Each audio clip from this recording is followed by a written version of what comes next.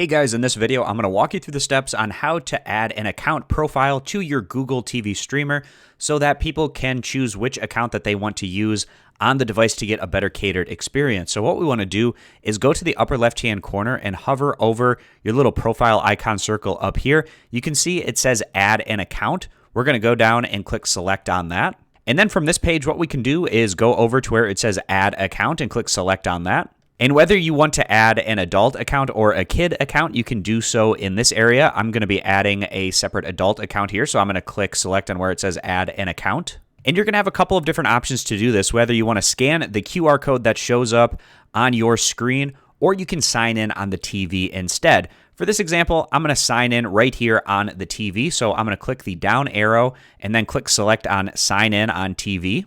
So then from here, enter in the email of the account that you would like to add to your Google TV. And once you do that, you can click next.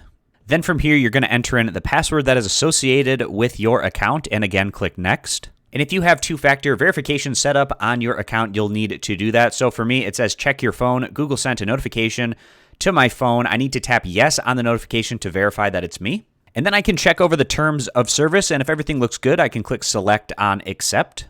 And after going through some additional menus, you can select some different options. Eventually, it'll take you to the home page of your profile. So to switch between profiles, you just go to the upper left-hand corner, and you can click where it says Switch Accounts. And this is going to be the area where you can select whichever profile account that you would like to use on your Google TV. And again, this is helpful to cater the experience more to the individual in terms of the apps and the content that they want to consume with their profile, so you don't have to mix those between the two. So I hope this quick tutorial was helpful going over how you can add an additional profile to your Google TV. I appreciate you guys stopping by. Consider subscribing to the YouTube channel, and I'll see you back here next time.